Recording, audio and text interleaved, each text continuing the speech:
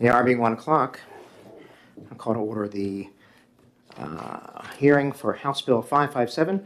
Recognize the prime sponsor, Representative Ross Berry. Welcome. Thank you. It's good to be here. I don't think I've ever been to this committee before, especially on this side. So new committee, new side. My name is Representative Ross Berry, representing the towns of Goffstown and Ware in Hillsborough 44. I'm here to introduce House Bill 557 relative to the information that appears on the school budget as amended by the House. So what this would do is on the town ballot, school ballot, I should say, excuse me, certain information would appear immediately before the question on the adoption of a school budget. So that information is the average cost per pupil, which is defined by the total expenditure of the district divided by the average daily enrollment, so that voters can see what it's actually costing per student. I think some of them might be surprised that it's well over $20,000 in most districts, and that might be a low number for some places. I think Newcastle's at $41,000. So the town of Ware for the Ware School District's at, I think, about $23,000, and they requested $25,000. So, and the immediate end of that would be the proficiency scores from the immediately preceding year for the district. So ELA, which is English Language Arts, math, and science. So in my hometown of Ware, the ELA is 34%, the math is 28%, and the science proficiency is 22%. So that would appear immediately before the question of shall they adopt the budget. So we'll see how much it's costing per student, here are the scores, and hey, do you want to approve this budget? And that's the bill. Thank you. Are there any questions of the committee? Senator Rosenwald. Thank you. Thank you. Thanks, Mr. Chair. Thank you for taking my question. This is a new committee, so that's probably why you've never been here before. In reading the bill, I wonder, it seems to me that it's implying a direct relationship between an absolute value of dollars and a relative value of student scores, which would depend on demographics of the population. Would you agree with that? No, I don't. Anyone can draw whatever numbers they want. These are kind of cold, hard numbers that the Department of Education collects. It is actually available publicly, but I think it would help voters to have this information. The ballots that occur during a town meeting, school and town ballots, are already lengthy, so there's plenty of room here. This is not like a general election ballot in November where it's already jam-packed, but there's plenty of room to put the stuff in there. But I think voters should have this information. Speaking in my capacity as chair of the Election Law Committee, we tend to like it when voters have more information and not less. This didn't go to my committee, but that was one of the impetus of filing. It was I thought voters should have this information before they're making a decision on what is statewide. The school part of your property tax on average is 62%. In my town of Ware, it's 70. I want to say it's 73% of the tax bill. So this is kind of the most important thing that a school/town voter is voting on in a town election. Follow up. Thank you. But so how do you think this will help the voters decide how to vote? I don't know if it will sway their opinion one way or the other. Some voters may think $25,000 per student is too little. Some may think it's too much. You can definitely put me into the category of too much. But I had a correspondence with somebody the other day who thought we should be spending $100,000 per student. So I think voters should know this before they go in. This information shouldn't be hidden. We do allow tax impact on articles. So that people can see how much money it's going to impact them on their tax bill. So this is just another data point they can have while they're making their decisions. How it will sway them, an argument could be made that they might, say, oh, my school district's spending $8,000. I think a lot of people would like that, but it's not happening. Our proficiency scores are very low, and maybe we need to spend more. I don't know how it will impact them, but I think it's a very important data point to have when you're making a decision that impacts, well over 50% of property taxes. Thank you. Further questions? Seeing none, thank you, Representative. Chair recognizes Representative Cordelli. Welcome. Thank you, Mr. Chairman, committee members. Pleasure to be before you today. For the record, Glenn Cordelli, representing Tuftonboro, Wolfboro, and Ossipee in the beautiful Lakes region. And I'm chair of the Education Policy Administration Committee, and this bill came through our committee. And I think it's a very simple bill about transparency. I think the more information voters have, whether it's town budgets or school budgets, I think the better informed they are and the better decisions they can make. I think that the two pieces of information called for in the amended bill are basic information. I hear questions from constituents about cost of education locally, and I think this answers that. And I think many people would be interested in the proficiency levels. I know that in my area, my town is in a cooperative school district with 6 towns. And I think the only change I'd make to this in the future is maybe the average cost per pupil to my town as opposed to the other towns within the cooperative district. Because in my town, we pay over $38,000 per student, whereas one of the other towns pays $18,000. And I think this will be important in my district because in terms of proficiency levels, the district passed a new strategic plan in the fall. And it's very interesting that in terms of academic proficiency, they want to increase academic proficiency for subpopulations. And if you look at the definition of subpopulations in the plan, it's everyone but males. So I think all this information will be very helpful to the voters and maybe as well to some board members. Thank you very much. Thank you, Representative. Any questions? Seeing none. Thank you, sir. Thank you. Chair recognizes Mr. Gross.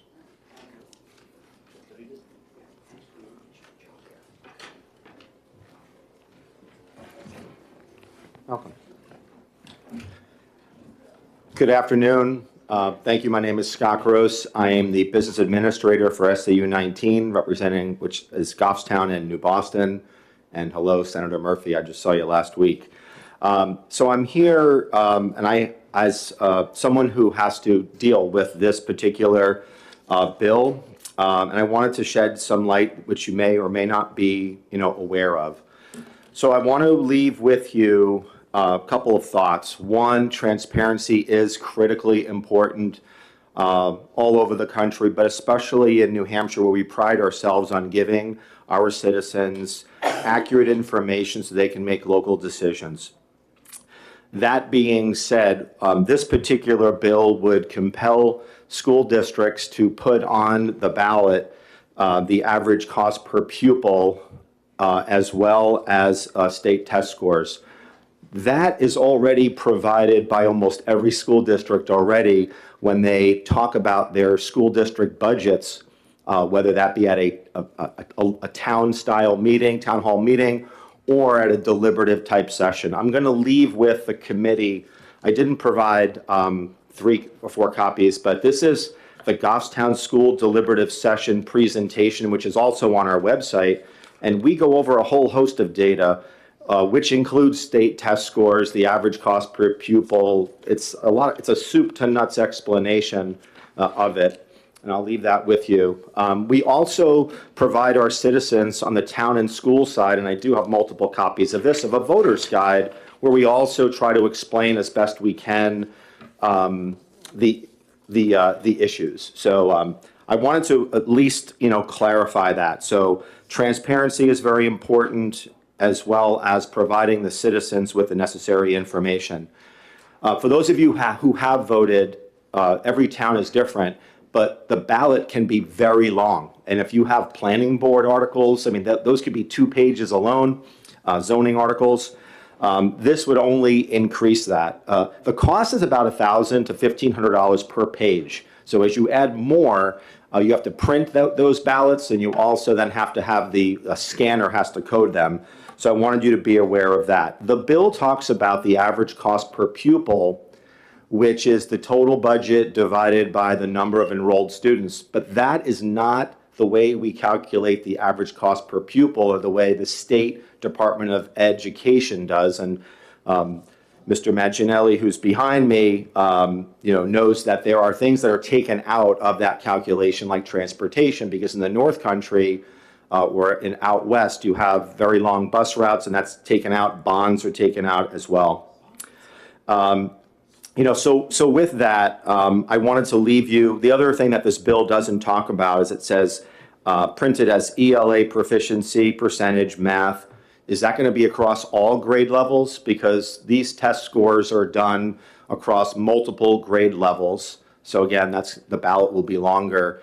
Are we giving the full picture here? Because not only of these state test scores, but students have to take the SAT. The SAT is also a comparative measurement or metric for performance, as well as other assessments that are given in school districts. So it's not just state testing. Again, I'm a business administrator, but I know a little bit about the operations of the school. There are other educational assessments which track students' progress from grade to grade. That's not on here as well. So I think although I appreciate the opportunity to provide citizens with information, I think that is incumbent upon the communities, and those citizens should demand a voter's guide that has all that information. Lastly, what I wanted to share with you, and if you have not seen it, but on the state website, which this is a phenomenal resource, but if you go on, there's a thing called iPlatform, iExplore. So I would ask you to go onto the New Hampshire Department of Education website under data and reports, and you can pull up, citizens can already pull up what are the test scores for those students. And I brought Goffstown's with me right now. So this whole notion of, informing the electorate, we are. I know this was the state board and the Commissioner of Education worked really hard over the last 5 years to get all of this data on here. You can compare school districts across a variety of metrics. So it's not just the cost per pupil, not just state test scores, but it talks about administrative expenses. It talks about revenues. I'm a data guy. I'm kind of a nerd with Excel spreadsheets. This is awesome stuff because it lets you compare district to district. So again, there's tons of data. I don't think it's necessary to put it on the ballot and make it, and the other thing too, I look at this, lastly, I'll say this, is that, are we then going to say, okay, how many roads does the DPW plow every year, and are we efficient there? I mean, I don't know. I think there's plenty of information folks do. It is incumbent upon a voter to take some ownership and be an informed voter. But the state has done a phenomenal job with this. Local districts, I think my local districts have done a really good job informing the community. I don't think we need to put it on ballots. Just don't. Thank you. Thank you, Mr. Gross. Any questions for Mr. Gross? I have one question. Sure. Does the State Department of Education website take a uniform approach in calculating and make public the cost per pupil? Yes. Okay, so that information is on the website already. Correct. And that's where it will create confusion. If you pass this bill as it's drafted, and I think the sponsor of the bill noted that, well, I believe he stated one thing where it would be higher, but I think it's important not to create confusion. I am proud to say that Goffstown has the lowest cost per pupil in the state, K through 12, as a district. And we make that known to our communities. That being the case, if you use this calculation, it's going to be a different number than what the state uses, and that is uniform, Senator, as you just mentioned. Thank you. So that's an important point. Oh, Senator is. So you made the case that the cost to retire bonds should not be considered as a part of the cost of the education. Why is that? I believe, and again, I don't want to put Mark on the spot back here, but there are certain components of the cost of an adequate, the cost of a budget that are not included. Transportation was one, bonds were the other, because you could have a community, give an example, Bedford, for an example, they bonded a high school like 10 years ago. That is, taken out of the equation. I believe it's an effort, Senator, to compare apples to apples as best as possible. I would defer to Mark if he would be willing to talk about it. But. I understand that. It seems to me that the bonds are issued as a part of, operating, in this case, a school. In some cases, it's a business. I mean, it sort of equates to a mortgage. And I look at the hospitality business. You're in that business. You have a mortgage on your hotel. That's an expense, and it's an expense that counts toward your operation. So it would seem to me that probably shouldn't be removed. I can understand the transportation argument to some extent. The bonding, those are decisions made by the boards. They decide to go into this, and it's an expense that has to be borne.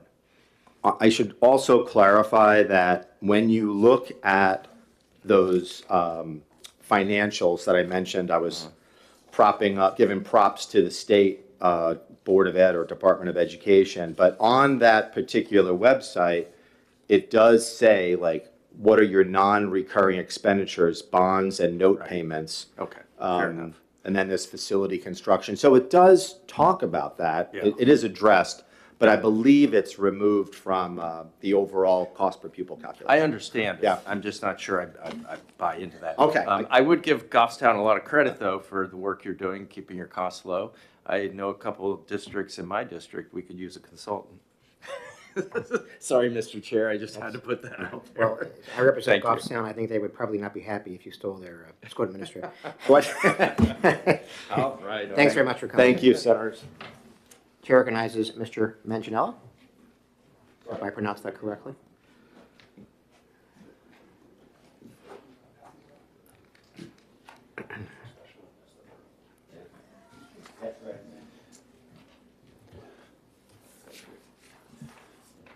For the record, Mark Manganiello, Bureau of School Finance, Department of Education. NHED does not support or oppose this bill, just here to provide some commentary, similar to what Mr. Gross was talking about.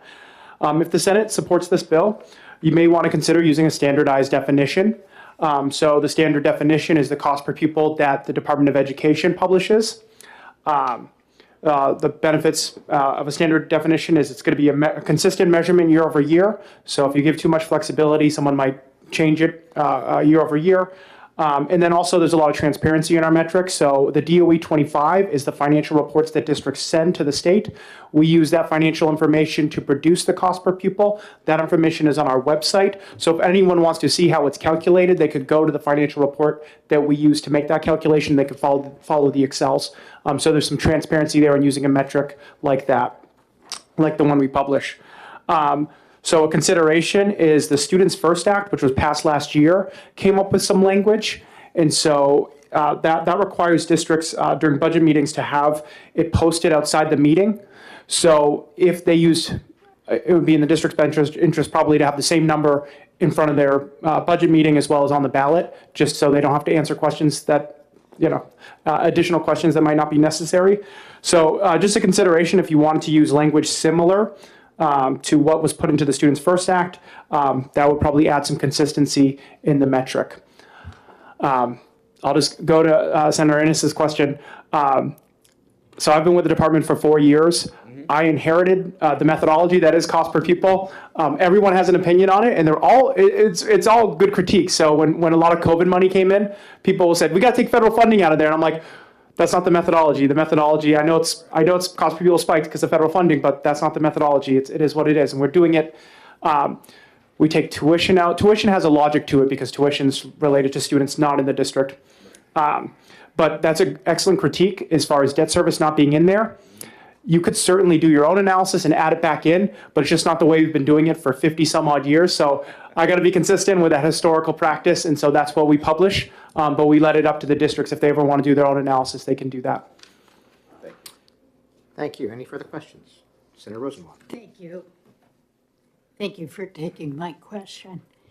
What about places in the state that don't have a separate school district budget? Uh, But just have one ballot? So a city?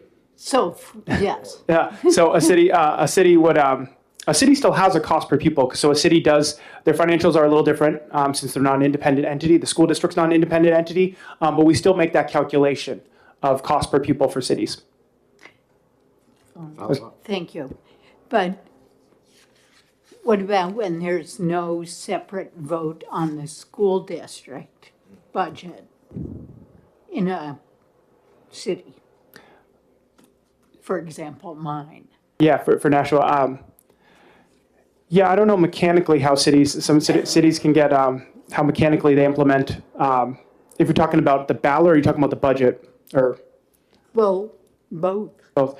really, because we don't, if we don't vote on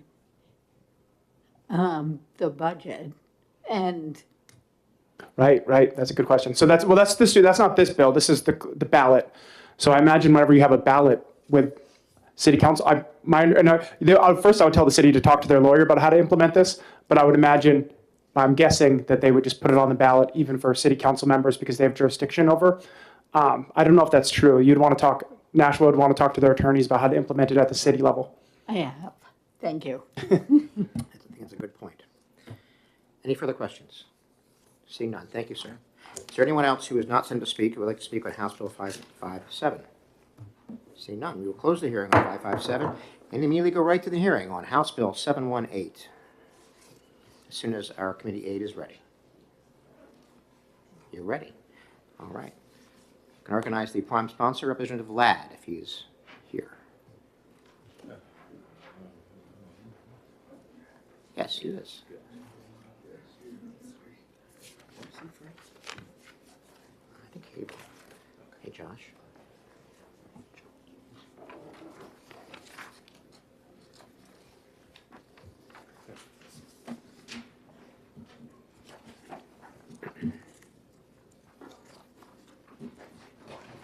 Good afternoon, Representative. Welcome. Good afternoon, Chairman and members of the Senate Funding Committee. For the record, my name is Rick Ladd. I chair House Education Funding, and today I'm here to introduce the bill HB 718. This bill requires State Board of Education to report the unfunded financial impact to school districts for rules adopted by the board which exceed state or federal requirements. I do have a handout here, if you'd like me to pass that out so that folks can follow along with me. I think there should be ample there.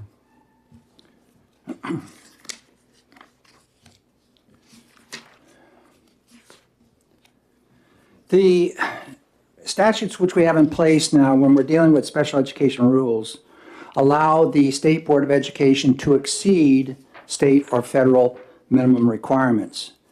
And this is done intentionally because we do need to have this in place due to the fact that we have places in federal and state law where it's ambiguous or it's not stated, or there is a need to answer questions which are coming from the school districts in terms of how do we do this. And that many times has been put into rule. Every December 1 of each year, this Commissioner of Education is required to correspond with the legislature regarding those rules which exceed state or federal requirements. Attached to this sheet right here, if you look at sheets 2, 3, 4, going down, I just extracted portions of the report that comes to us in the House and the Senate. And what it does, it explains, and it takes the areas which are required to be identified in this report. The rule number, then it's supposed to identify the nature of the rule, any state minimum requirement exceeded, any federal minimum requirement that's exceeded, and the reasons for exceeding these or those minimum requirements. The issue that I've received from folks in my district, but as well as elsewhere, there are times when these rules are put into place and they go beyond. But sometimes they go beyond without, when they're put into effect, GELCAR or the organizations which are looking at these proposed rules, knowing that there is a fiscal impact possibly. And it goes back to the old issue, unfunded mandate. And this is the primary concern for the language which you're seeing there. Now, I've also proposed some possible changes to it, so it may be more clarifying, but I understand that it's very difficult for the department when they're putting forth their rules to determine these costs that may or may not be associated with proposed rules, due to the fact that if you look at the number of people employed over the department, we lost our curriculum people. Several years ago in 2015, I asked, what do you have for a total employee staffing numbers? And it was over 234 people, of which there's a number of 30 some odd positions which weren't filled. But of the first 197, they were paid by federal dollars. Then there were the next 30 some odd by general funds, and then another 6 to 8 that came from grant monies. So I know that the department's going to say, well, we don't have the staff to determine what this rule may impact. But I know, and you know, after you see all the bills coming at you, you'll see a fiscal note attached. And 90% of the time, it's indeterminable. And so we're trying to determine what is going to be this impact. So all this does, it doesn't change what's going on. It just asks that the Senate and the House be informed as to what rules we have, and not just the number and whether it exceeds or not exceeds, because some of that's very legit. What's the cost? What's the cost we're handing down? And right now, I'm also chairing a subcommittee looking at our special education costs. We worked with Henry Littman regarding the Medicaid side of things. We had 4 directors come in the other day from the field trying to explain how this all works, but we're not capturing the data that we need. Much of it's not available, but it's something that we're going to have to get a hold of in order to continue to pay out what we're paying in those special education costs, when 1 out of every $4 is a special education cost in our education system. Basically, that's close to $1 billion. So there's an effort on my side of the wall to try to get a better handle on every aspect of it, and this is one area we're looking at. What are these rules costing us? So I'd be glad to take any questions if you have them. Representative Senator Rosenwald. Thank you, Mr. Chair. Thank you for taking my question. So this, as I read this bill, it seems to really require this work be done by the state board rather than the Department of Education. And I'm not that familiar with what the staffing of the State Board of Education is, but how would the state board go about calculating the cost of a rule for the hundreds of school districts in the state? Well, take an example of that. We're developing a rule for career technical education. What the state board would do is what the department would do. They'd work with the director, Mr. Beard, and have them come up after we have put forth legislation and given them the authority to have rulemaking authority for that particular statute. And that's what we've done here. We've given the Special Education Department or the Department of Education or the State Board, because the State Board is the one that has to approve every rule. So they would work with their department and their department bureaus to come up with a rule which supports that statute, that law, which then has to go before GELCAR, and then it comes on to, and then it is put into effect and reviewed every 10 years. Follow up. So I'm just wondering how the state board would go about calculating the cost of. Okay. I'll ask the next speaker. Thank you. Yes, we do have the, I think you should ask Mr. Drew about that. Looking to save some time. Yeah. Any other further questions? Seeing none, Thank you very much. Be no surprise to call Mr. Drew Klein.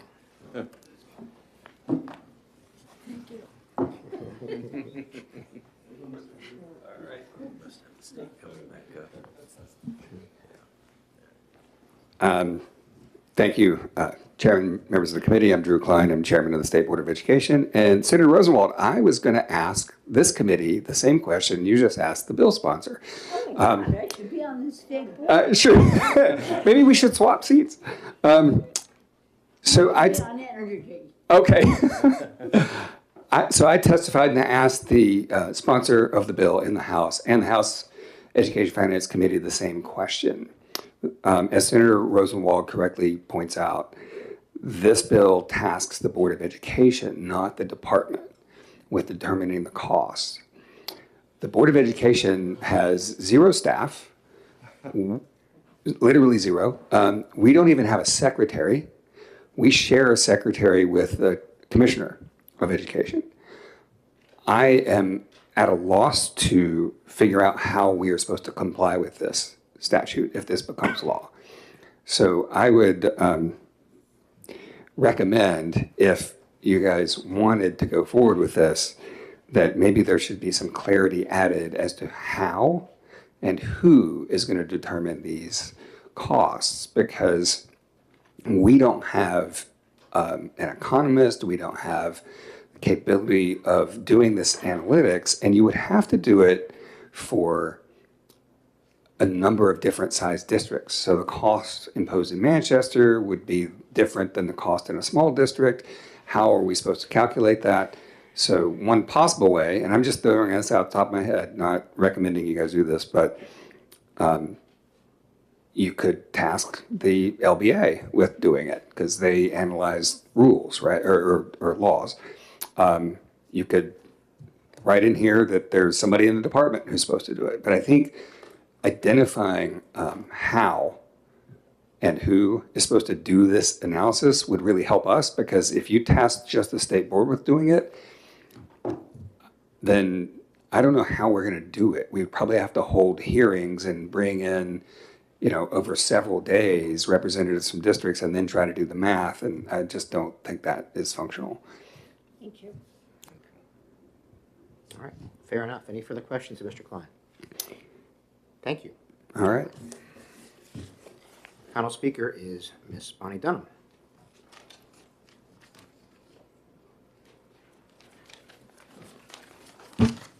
Welcome. Hi. I'm Bonnie Dunham. I live in Merrimack, and I got here early, so you already have my testimony.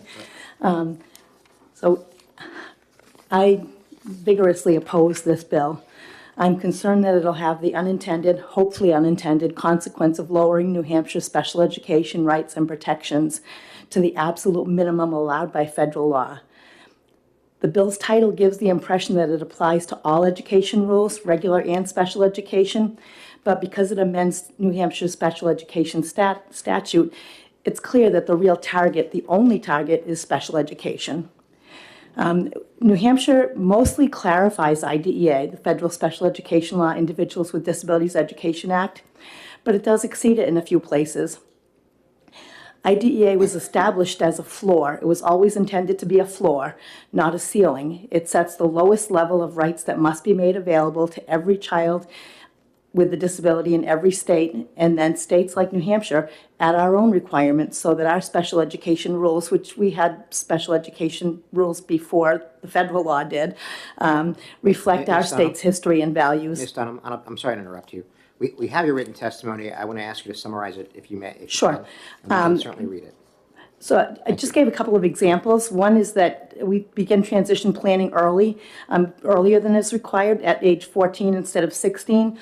And while there's a cost associated with that, and that would be reported, there's no way it doesn't report on the benefit, the fact that our kids end up going to college and getting employed at a much higher rate. We're number 6 in the country for that percentage. And so those people are paying taxes instead of having to rely solely on government benefits. So the actual fiscal impact is the cost minus the benefit. And I believe that if that's done, that really the benefit outweighs the cost in many instances. So my concern is that this bill only gives a piece of the story.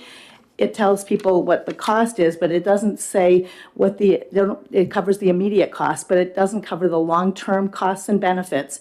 And it also, I think that it doesn't really look at all of the rationale that goes with it. And every piece of our special education rules were put in there with a tremendous amount, hundreds of people participating and giving input on why these things were important. And sometimes the reasons, even though they may cost something, can be subtle but really important. We don't allow aversives. We don't believe that we should kill our children by using electric shock and beating them.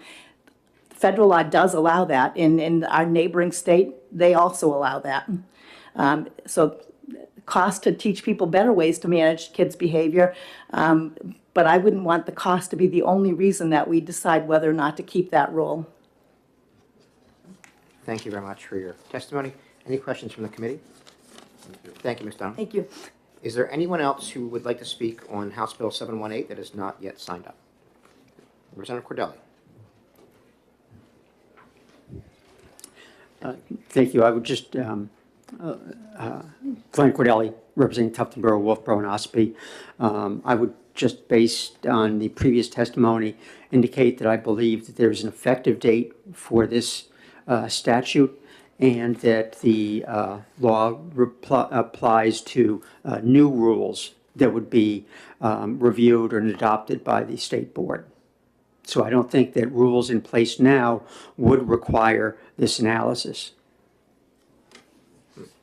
Questions? Thank you very much for your testimony. No one else wishes to speak. I'm going to close the hearing on House Bill 718 and open the hearing on House Bill 771.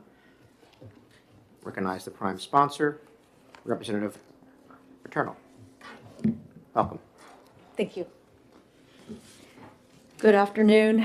For the record, my name is Katie Peternell. I represent the towns of Wolfboro and Tufton Borough. I'm here to present House Bill 771. And this bill was submitted at the request of the Department of Education and is relative to funding for open enrollment schools, but we're not actually asking the state for any funding. This bill is just some common sense changes to the current open enrollment law so that it actually operates in the manner it was intended to. Open enrollment schools originated in 1995 as part of the original chartered public school law. And in 2009, the open enrollment portion was separated out into RSA 194D, but had never been used until 2023. And this bill corrects some of the issues that arose when Prospect Mountain High School became eligible to receive open enrollment students.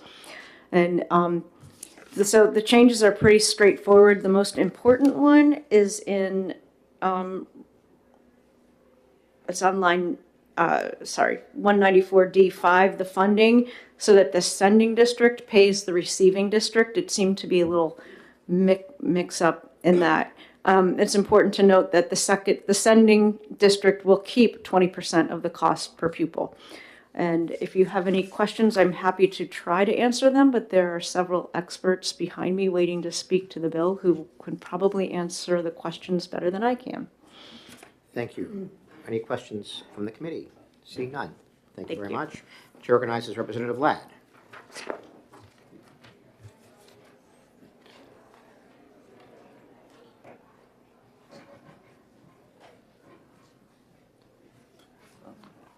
Welcome back.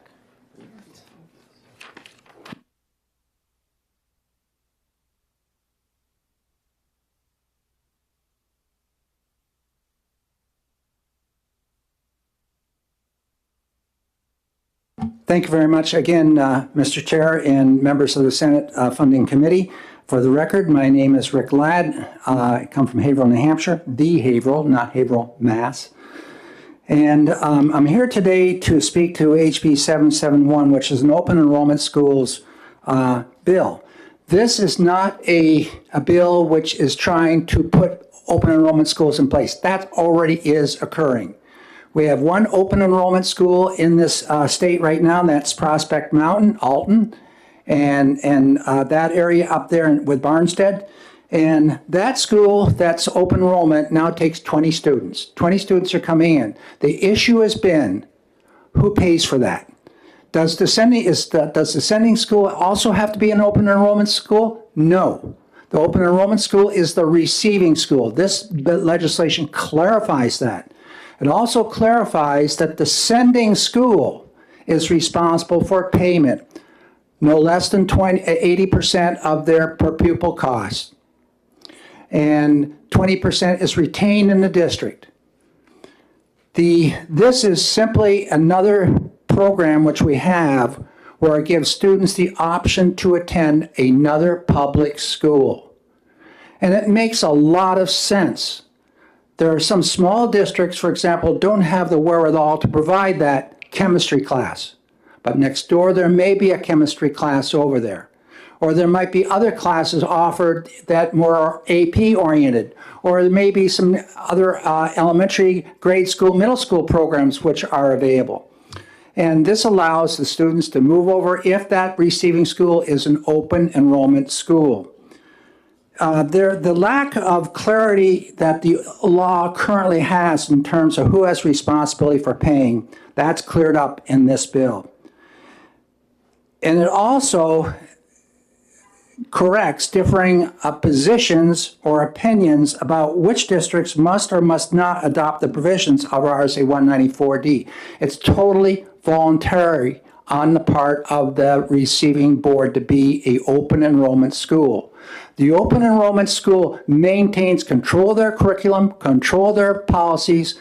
A student that comes in from a sending district has to abide by the suspension and expulsion policies in the open enrollment school. The transportation is at the cost of the parent to get to the open enrollment school. Now, if it's within the same district, then district transportation will pay for that transportation. But if they're going to a separate district that's a neighboring district, the parent has to get the student to that district and may make arrangements with that receiving district to hop on a school bus in that district at one of the locations where it stops. I'll read the bottom part because I think this is very important. It is particularly difficult to understand why sending districts object to enabling parents to make another educational choice that better serves their child, especially when there is a 20% savings compared to other tuition or area agreement programs. We have tuition programs available right now, K through 8, then you can tuition out to a high school. We have manifest education, and that's in the best interest of the student, and there are already line items in the budget for that. There's no reason why another line item can't be put in the budget. Even though you may not know how many are going to take part in the open enrollment school, you could put $1 in that account. You would have your line item taken care of. And as I did as an administrator, you transfer money around often to support one account versus another. It's all going towards education. Reading on, open enrollment keeps public dollars in public schools. This program allows students to take advantage of programming offered in a neighboring school that may not be offered in the student's resident school. As stated by the superintendent of schools in Prospect Mountain, this is a quote from him: "I welcome any New Hampshire family to evaluate our strengths and weaknesses and decide for themselves where the children can be best served." Here's the superintendent saying with a school board, and that school board as well, we are an open enrollment school. And I think there's a lot to gain from that. A smaller district who maybe is losing seats but has a lot of seats available, why not be an open enrollment school and pull in some more people to support your programming? So I will conclude with that statement, and I will take any questions if you have them. Thank you, Senator. Questions? Senator Ward. Thank you. Thanks for taking my question. Thank you for taking my question. I'm looking for the sending school will give the receiving school 80% of their cost for their child. Yes. What happens if the receiving district has a much higher tuition per child?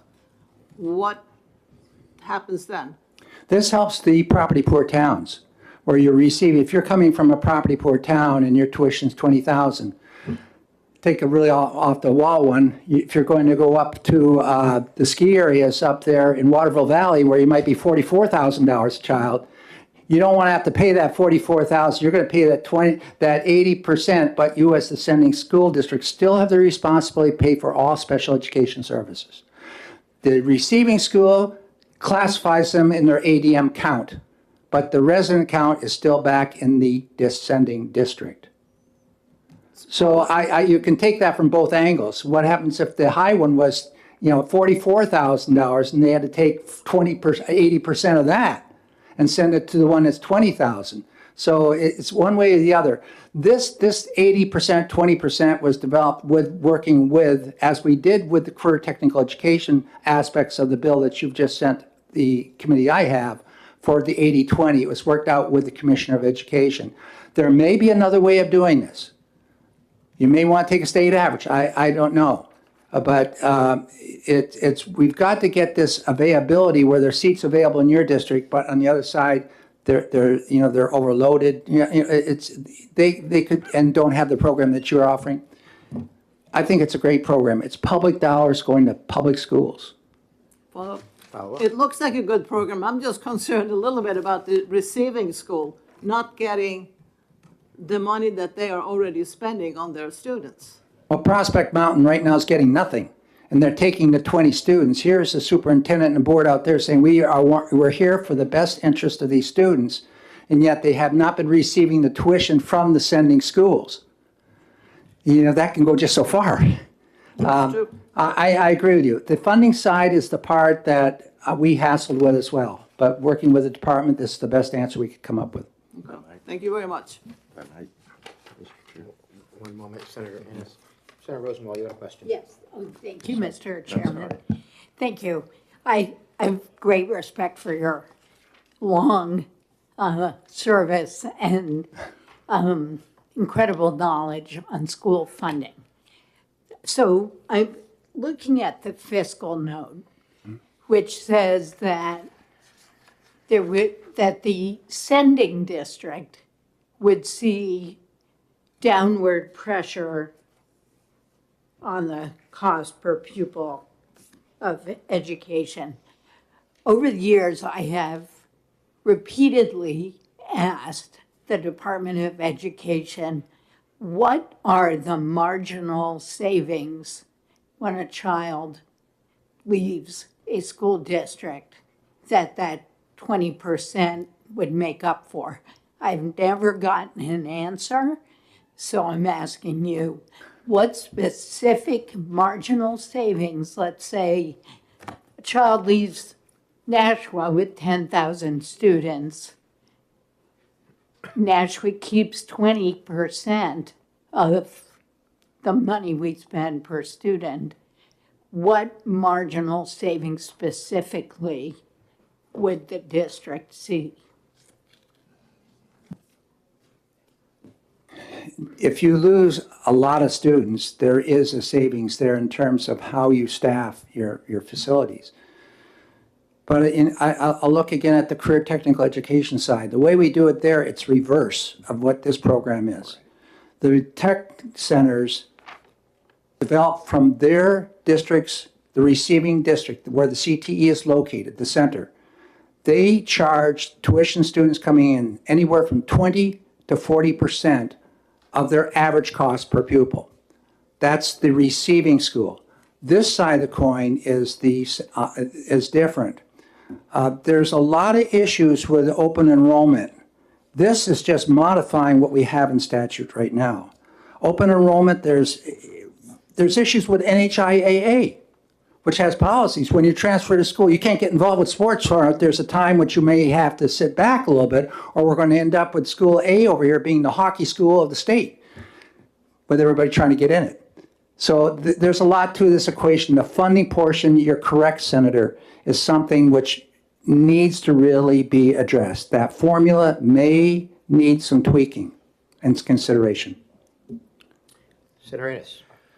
Isn't it conceivable that the incremental cost of adding a child to a particular school could be close to zero? If there's empty space due to declining enrollments and things of that nature? I mean, I look at my course at UNH with 42 students in it, holds 50. You could add 8 of them, and there's no incremental cost increase, just an incremental revenue increase. Wouldn't we expect the same thing to play out? I say you're correct, Senator. Okay, thank you. You're welcome. Senator Rosenwald. Thanks. So to follow up on that and going back to the losing district in a place like Nashua, which has 14 public schools, wouldn't you have to lose a lot of students in the same school at the same grade level before you would realize any marginal savings? Yes, And correct. How realistic Yes, is yes, that? realistically, you would. Chances are in a Nashua or a Manchester where you have east, you have west, and all the others, you would be moving within your district most likely.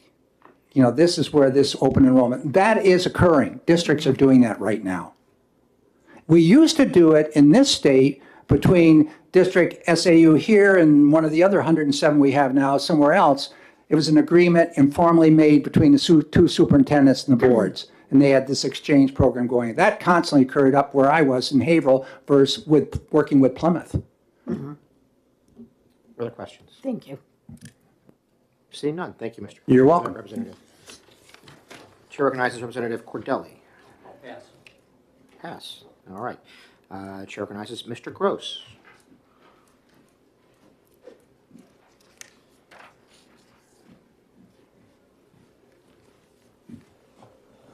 Good afternoon, thank you. Just a couple of technical points on line, starting at 15 through 17. I'll just read it. In accordance with the current Department of Education standards, the funding and educational decision-making process for children with disabilities attending a chartered public or open enrollment school shall be the responsibility of the school district. I think in the spirit of this bill, you should put, I would assume, sending school district, as a just for clarification purposes. Further down on line 26 through 28, it talks about the sending school district may provide funds, services, equipment, materials to open enrollment schools in addition to the amounts specified above. There are sometimes costs with students who have 504 plans. If you have a student with needs a hearing accommodation, it may not necessarily be a disability per se, but it's something, those systems could be $5,000. And if it's a high school situation, those are, kind of costly. You would think that the sending district would do that. Lastly, technical only, because I am a business administrator. If you go to the second page, each school district shall establish a line item in their operating budget on an annual basis reflecting the estimated expenditures for open enrollment school tuition. You should also, in my opinion, humbly add, and you should also include the offsetting revenue estimates from these schools. Because when you are doing all of your forms, your expenditures and your revenues, hopefully in that particular line would offset or hopefully offset, but you should account for your tuition revenues somewhere. And that was it. Thank you, and happy Passover and happy Easter to all of you, and thank you for your service. Any questions of Mr. Gross? No, I had a question, but it's okay. That's all right. Dr. Broderick.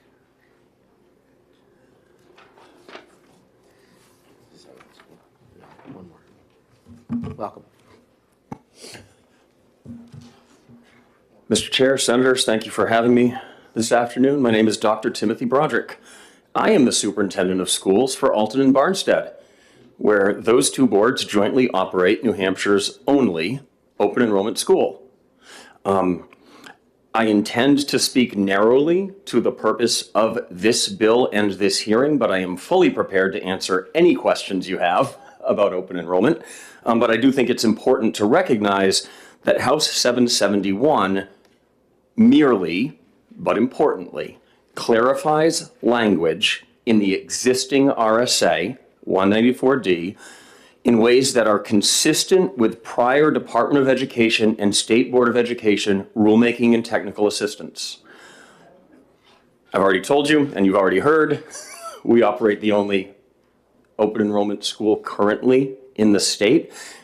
That puts me in a unique seat to talk about this and to answer your questions. I hope I can be useful.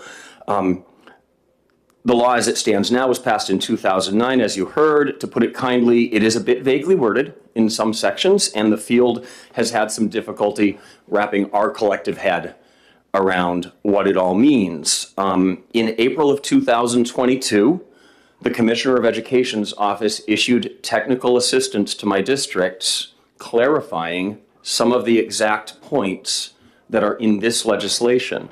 Last May, the State Board of Education issued an order in response to a parent hearing that reinforced and further clarified these rules. We have a broad understanding, based on the Department and Board of Education's actions, of how this is supposed to work. Not everyone in the field, however, is willing to follow the State Board order and the clarifications we've received from the Commissioner's office. Therefore, I think it makes sense that there's a request here for legislative action. It matters to me because my school currently has about $98,000 in unpaid receivables for students we've already educated. Last year, we had 11 open enrollment students at Prospect Mountain High School. That's not all of the revenue we build. We have received about 40% of the payments we've invoiced. But bluntly, there are school districts saying, we read the law differently than the State Board of Education, and without saying it, daring my board to take their board to court, which frankly my board really doesn't want to do. So this will solve our existing problems. I know there's other conversation going on in New Hampshire about expansion of public school choice under this RSA. That is a different conversation, but if my answers to you can help in any way, I am more than happy to answer any questions you have, not only about the finance related to open enrollment, but the programs themselves. Thank you. Thank you, Dr. Broderick. Any questions? Senator Carson. Thank you, Mr. Chairman. Thank you, Mr. Chairman, and thank you for being here today, Dr. Broderick. Mr. Gross came up and had made a couple of suggestions for language. Do you agree with those changes? Would that help with clarification? I do, actually, yes. And I would say, open enrollment, public open enrollment schools, I believe the legislature in 2009 intended to function like charter schools. It bluntly gives us a seat at the competition table that charter schools already have, that public schools otherwise don't. We want that seat.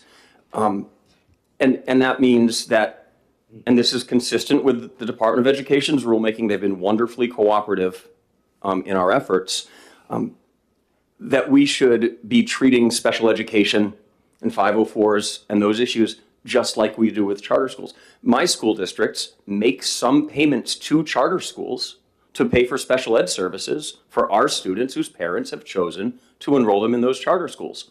And I pay because the law tells me to. So that's what we do. May I follow up, Mr. Chairman? Thank you. Dr. Broderick, in many districts, we have students that tuition in to a district. I represent the town of Londonderry, and we take in high school students from Hooksett. Is that a model that we could look at for payments, to make sure payments are included, are being followed properly? So New Hampshire has an interesting assortment of laws around different ways students can find mobility among school districts. I think you're probably referring to a private, what I refer to colloquially as a private tuition agreement between two school boards, as opposed to an area agreement, which is a different model under New Hampshire law. In a tuition agreement between two school boards, I don't think there's any conflict between those existing and open enrollment happening. And I think there's a really important reason why. If my school boards were to decide that it no longer made financial sense to operate our high school and they were going to close it, they would need to be able to guarantee a place for every student from Alton and Barnstead to go to high school. They would need a tuition agreement with some school that was willing to take 100% of the students. Open enrollment doesn't do that. Open enrollment is for a school like mine that's trying not to close, that's trying to sustain excellent programs and broad offerings that should appeal to many students. We may have the capacity for 20 or 30 students. That's what we can achieve with open enrollment. But if we couldn't take all of the students from Londonderry or some other community, we wouldn't be a good tuition agreement partner. So they really are separate and distinct things that can and should both exist. Thank you. Further questions of Dr. Broderick? Senator Rosenblatt. Thank you, Mr. Chair. Thank you for taking my question.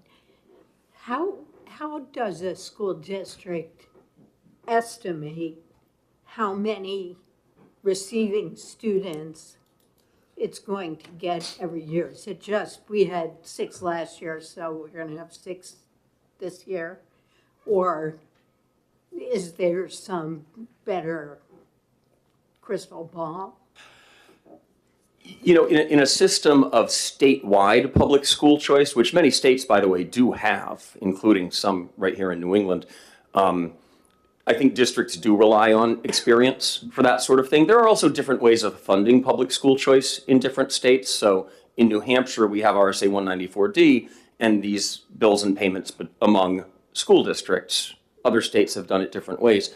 I do think that living that experience is important. In my district, though, we don't have a vocational center. So we can't provide Perkins-funded vocational and technical programs for our students. So at our high school, we have to make a certain number of seats available and put money in our budget for that, and then find out how many students will go. Recently, we've expanded the number of seats we thought students would be interested in vocational programs, and lo and behold, it happened, and we've filled them. If we had not, we'd have some extra money in that line item. Earlier, I heard somebody else testify, you know, in a school budget, you can put $1 in a line and then move money into it later when you need to. Mm-hmm. Thank you. Further questions? Seeing none. Thank you very much for coming in. Thank you. The chair recognizes our final speaker, Ms. Bernier.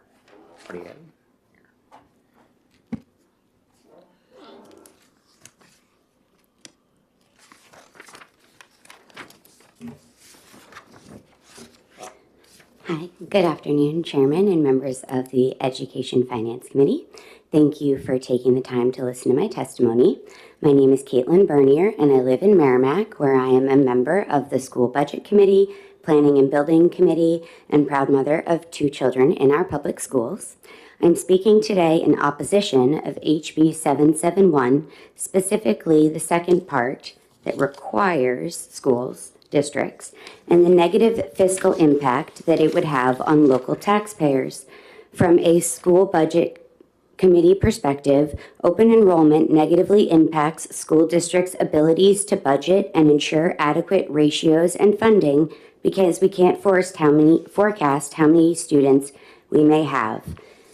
Currently, school budgets are already struggling to get passed, and many districts are having to make multi-million-dollar cuts that will impact their immediate community due to our state's inadequate funding of public education. HB 771 widens the gap between the haves and have-nots by forcing districts to make fiscal decisions that impact all property taxpayers while the state continues to underfund our public schools, and that is a hypocritical overreach. I have heard arguments that this bill would encourage districts to find ways to lift performance and make public education more competitive, but how can any of the lower income districts get ahead when they are stuck with the default budgets and now have to cut teachers and sports and increase class sizes? Meanwhile, you are trying to pass a tax cap on future budgets that would strangle and prevent growth on students that desperately need it. IEP and 504 students. In Wisconsin, they have open enrollment. They're one of the schools that started this, states that started this many years ago, and currently they are having a crisis with their open enrollment students that are on IEPs being denied the school that they have been in for many, many years because they can no longer afford the funding. This negatively impacts our ability to provide what is best for our students. This bill will cause a greater inequity among our most vulnerable population and further divide our New Hampshire communities. Until you, those we elected, rectify and adequately fund public and special education, we, your constituents, will continue to voice our disapproval and disappointment. The bottom line is that this bill will increase local property taxes by requiring public school districts to fund open enrollment and increasing the local district's budget request. The communities are already concerned with the disproportionate amount of local tax dollars that go towards our public education, which the majority of our population use. This bill will increase the amount even further. If you value New Hampshire public education and hear your constituents, then your first priority must be to adequately fund public and special education, and ITL bills like this that deter you from that obligation. Thank you for your time, and I welcome any questions. Questions of Ms. Bernier? Seeing none. Thank For you. coming in. Is there anyone else not signed up who wishes to speak on House Bill 771? Seeing none, I'll close the hearing. It's not my intention to exec anything today. Our committee aide will be in touch with the committee members to set up a time 2 weeks or so from now, so we can just finish up these 3 bills and we'll be done. Very good. Thank you. Would you like a motion to adjourn? There is one bill that has an FN, which is the one we just heard. Yeah. So, but I believe that's a May 15th deadline. Yeah. So we've got some time. Great. Okay. I'll take a motion to adjourn. So moved. All right. Second. On favor, aye. And we are adjourned. Very well done.